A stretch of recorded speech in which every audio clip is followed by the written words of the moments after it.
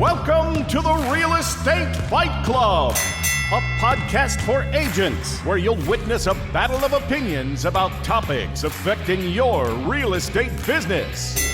Now, always in your corner, here are your hosts, Jen Mertland and Monica Weekly.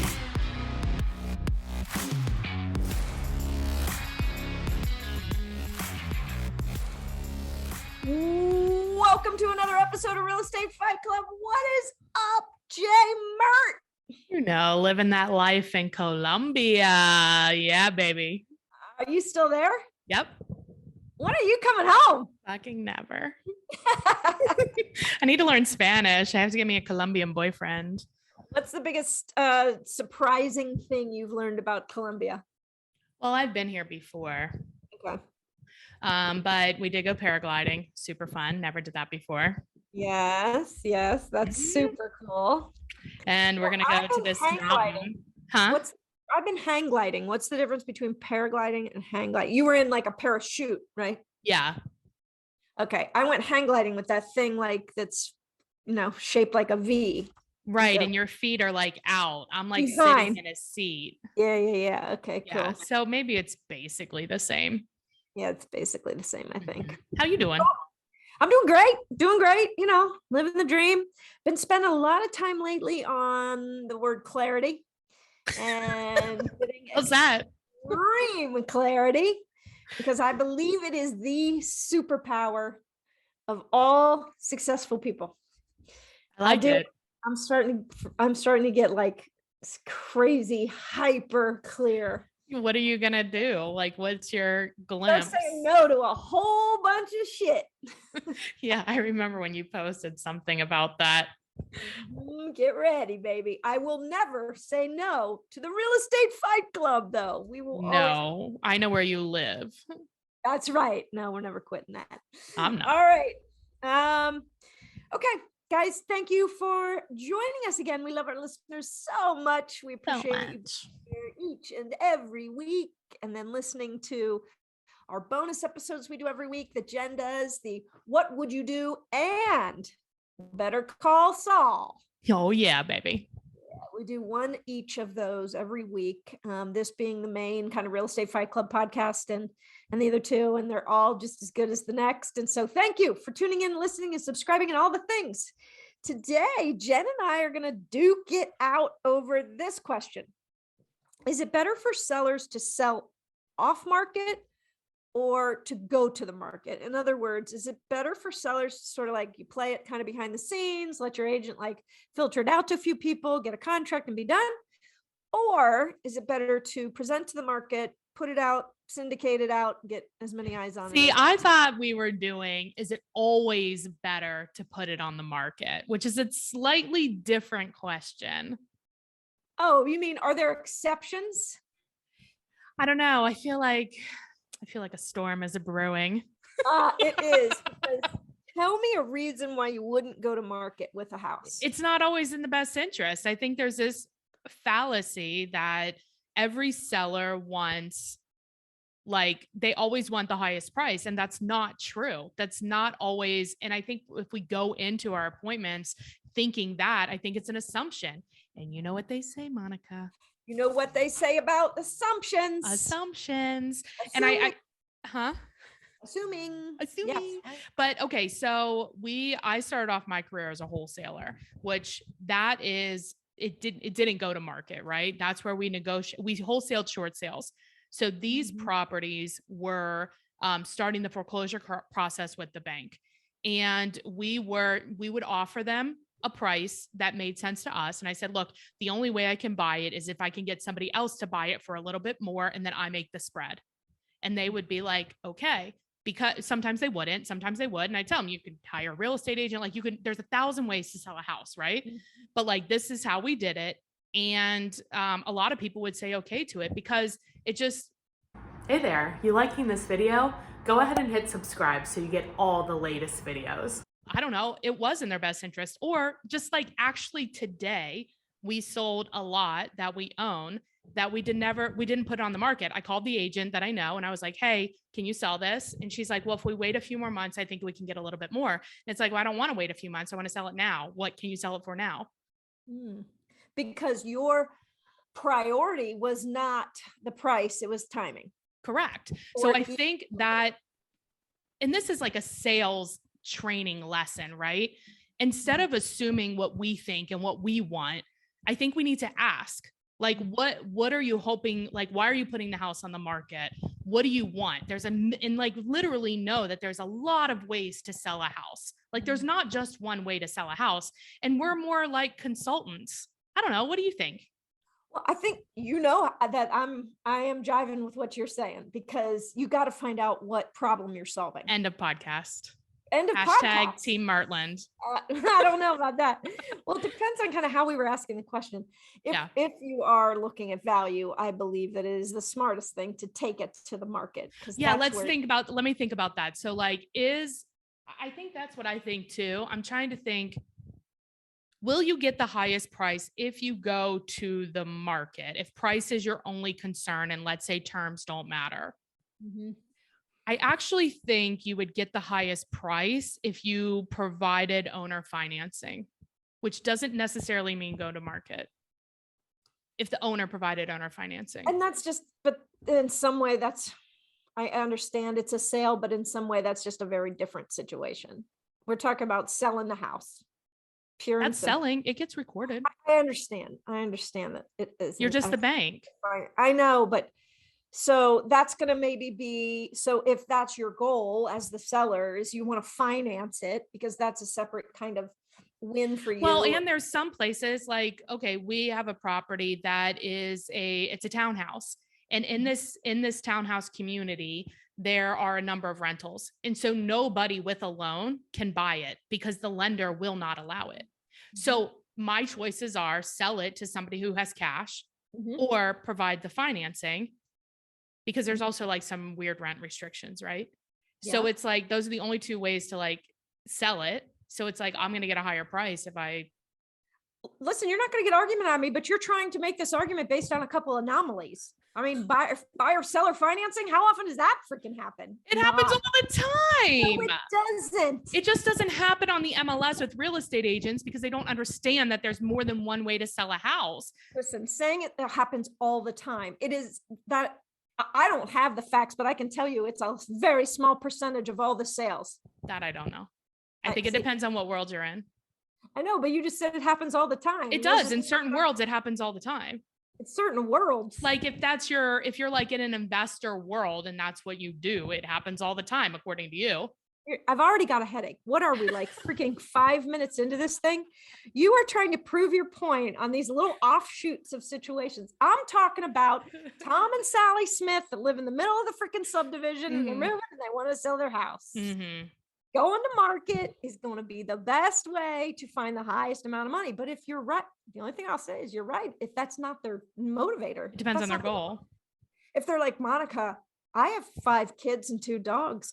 I'm not showing this house a bunch. I'm not cleaning it up for showings. Like, just get me somebody that wants it because I want out. Right. Yeah, I think it depends. And it is like price or terms, right? And like what's more important. And hopefully we can get you both. But like, if we can't, which one's more critical, and having that conversation with them so you can help market the property appropriately, right? Yeah, you got it. Because you could do like a lot of pre-work of, hey, we're only doing the open house. We got in trouble for this one time with the MLS. I don't know if you're allowed to do that anymore. But like, it was like same situation you just talked about. Like there was so many like dogs and kids and blah, blah, blah, blah, blah, right? They didn't want a bunch of people to their house. So it's like, okay, well, let's do kind of like an auction style where we only show the house during these time slots, like these open house time slots, basically. And the MLS was like, you can't do that. And I'm like, but this is what the seller wants to do. Like they're just going to say no to the other showings. Why say no when we can just be like, these are the times you can come see it. Yeah, that's the same as just setting available times for showing. You know when I'm the Czarina of real estate, God help us all. So many things will be different. Oh my gosh, I know it will. I think, well, shocking. Shocking. It depends. Okay, Switzerland. It depends. No, but I mean, you're throwing all these scenarios in. The bottom line is it does depend, and it does depend on what your freaking sellers want. Right. I Yeah. agree. I think it's a good time to take a break. You think? Yeah, this is Yeah. all been exhausting. Let's check out our favorite partners. And when we return, I'll give you some more crazy examples. Yeah. Are you ready to grow? Maybe ready to start a team or at least hire out some leverage? Well, let's get your foundation checked. Go to mygrowthscore.com and take a free business assessment.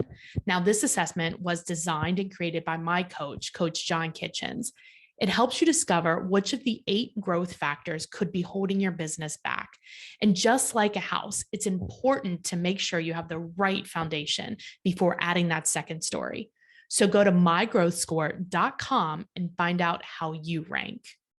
Welcome back. Let's get back to the battle inside of the ring, where Jen is creating every little different anomaly that could ever happen to try to make her point. And I'm just saying, here in the real world where the rest of us kind of exist. I'm going to disagree with you, Monica, because I think that as everything changes, as real estate agents, we are going to have to know more than we ever have before. And part of that is going to be understanding all the ways to sell a house and being a consultant about that. It's not just going to be like, what do they say? The 4 Ps, put it in the MLS, Put a sign in the yard, pray to God it sells. Pray. That's Yeah. three Ps. The 3 Ps of real estate. We always Right. added a 4th, which I think was prospect, to find buyers. But like, Most it's people don't do that. fancy, but it's just going to take more than that. Like you're going to have to understand investment options. You're going to have to understand like 1031s. You're going to have to understand lease backs and owner financing and rent to own and stuff like that. And it's important to educate yourself. And you know what else I think is going to get really interesting? We just Talk to talked me, about Goose. this in a mastermind, is assumable loans. Yeah. Because Why the interest not? rate has been so low that if your loan is assumable, that Boom. is a huge advantage to some buyer coming into the market. And most VA loans are. So those people that are like saying, like, if you're one of those agents that's like, we won't accept VA loans, it's probably because you don't understand it and you need to educate yourself because it's great. Mhm. You know, wouldn't that be cool if our knowing the shift that's happening, Mhm. and the fact that many sellers will have a lower interest rate than the buyers will who are coming in. Right. Wouldn't it be good to have that as a criteria box or a feature you could say in an MLS? Like, is your loan assumable? They do have it. Check. They do? They have it in the Cincy MLS. Awesome. I don't know if they have it in Kentucky. I've not noticed that in the Cincy. That's It's how at the bottom, it says like financing options special or something. financing. Yeah, you can put it in there. And I think there's a checkbox. I'm not 100%, but you can at least write it in. Oh, you can write it in. Yeah. Okay. I always thought that was checkbox for owner financed, I think. But if there's a box, you're right. You could just add that. Pretty sure there is a box though that says assumable. I think the message of this podcast, and this is kind of going to be a really short and sweet one, guys, because it's really just this easy. You've got to start asking more questions. Mhm. Got to start asking more questions. Don't come in with your agenda and what you want to do. Have an open mind that you're just simply trying to define what their problem is and solve it in the best strategic way you can, right? Boom. I like it. Yeah. I mean, we got to be consultants. Gosh, we come in with like all this like vomiting information all over the table, and I'm going to do this, and we're going to do this. And price isn't the most important thing. Convenience is. I didn't realize. It changes everything, right? Yes. My gosh. Now our tiebreaker on this does answer the question, is it always the best interest of the seller to put the house on the market? So stay tuned for that. Okay. I can't even imagine which way that one's going to go. Again, I'm control of the guests. All right. I guess that's going to have to be the end of today's battle. I don't even know if we battled as much as just we dodged bullets from Jen as she was throwing anomalies at us. It's all right. Oh my God. Hey, I love look, Monica and I are looking for more people to work with, great agents like you. If you have an interest in working with us and maybe have some interest in finding out more about EXP, feel free to give us a call or a text. Whoops. At 513-400-1691. Thanks, Monica. See you next time. Bye. Bye.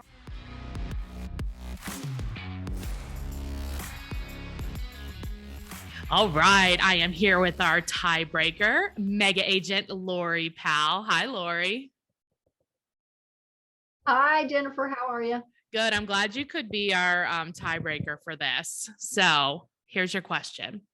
Is it always in the best interest of the client to list the house on the MLS? No. Case closed. Team Merlin. Give us a little, because most people disagree with you, right? Like most agents disagree. So give us your thought process and perspective. Well, I guess I need to clarify. I don't think it's right for all sellers to necessarily list their house, period. That's true. So, if you're focused specifically just on the MLS, to me, it's more about why is the client wanting to sell? Mm-hmm. And for example, if they're in an up market and they want to downsize, it's perfect time to sell. Yeah. But if they're in a small house and they're wanting to upsize during an up market, it's not a good time to sell. Well, what if they have committed to selling? Okay. Like they want to, and it's in the best interest or whatever. Is it always best for them to put it on the MLS? I think that's going to be determined by whatever the local rules are. Okay. I know a lot of areas require it to be so. It's considered unethical if it's not on the MLS. And in the areas that they're allowed to not have to put it on the MLS, mm-hmm. I think it's going to be totally up to the seller, giving them the options, honestly, because here's the advantages and here's the disadvantages. And I know I've had properties that I actually advertise in completely different cities and states because that property will attract those kinds of buyers. So it doesn't really affect one way or another whether it's on the MLS. What would you MLS. say? Right. So what I hear you saying is it really depends not only on what the seller wants, but who's the ultimate buyer for this house? Where are they now? What are the other, what would be the other cons to putting it on the MLS? Because one of them you're saying, well, if the buyer is out of town, then it doesn't necessarily matter. Maybe.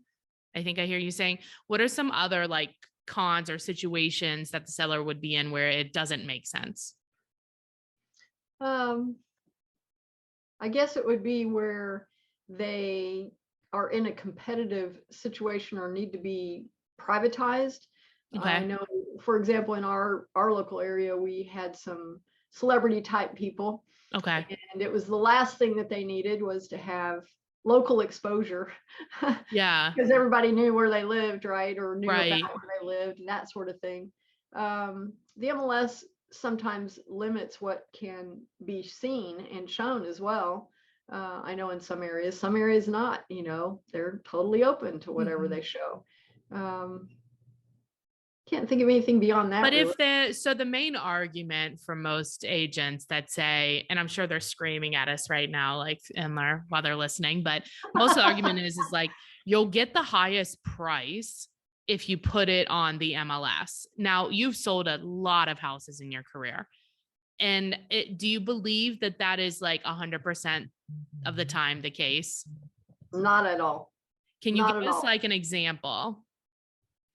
There's many, many, many times where I've listed things that the local market value would say was worth this, and I listed it for this. For something higher, right? And a lot higher. Okay. And gotten it under contract faster than something that was lower, literally 4 houses away. How would you determine that? I don't know. Is that an unusual circumstance? Not for me. Not for you. So it really depends on the market. Well, I think it has to do with where you are pitching the product, right? Yeah.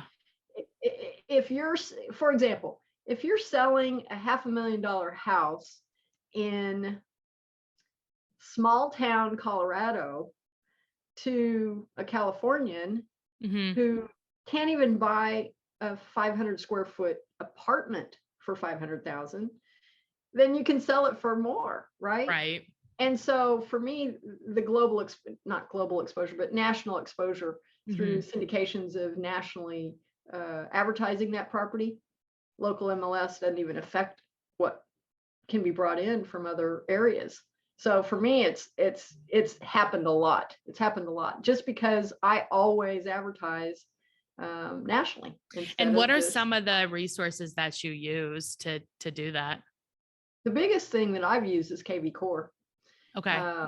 There's all kinds of ways to share that property to various areas, specific areas as well as across the board areas. And it's funny because you even have clients that are tracking it. Like one time I had this client that was, he was a techno geek, right? Yeah. And he was looking, the house down the street had been on the market for 2 months, and we listed ours for $20,000 higher at the time, which was a lot higher, right? Right. And he's sitting there looking at it saying, oh my gosh, their house only got X number of views on Zillow, and ours only, after being on the market for 3 days, is 4 times the amount, and I'm like, yeah. Well, that's what we do. exposure is key, right? I think we can all agree, like, you cast the widest net to catch the right fish, right? Yeah. Yeah. And the house sold at full price. Nice. In 4 days it went under contract at full price, and the other house still wasn't sold for 20,000 less. Almost the same exact house. That's crazy, right? How much that happens a lot. Exposure makes like such a difference. Well, Lori, I know that you are growing your team nationally as well as globally. If people are interested in learning more about what that can look like to see if they're a good fit, what is the best way to get a hold of you? They can just find me on any social media platform, just about, at Let Lori Help, LORI, Let Lori Help. And they can message me, they can set an appointment with me. I've got my appointment calendar on almost everything. And I do a lot of coaching too for agents. So awesome. Great. Well, I really appreciate you being on. Thank you so much. All right. Thanks.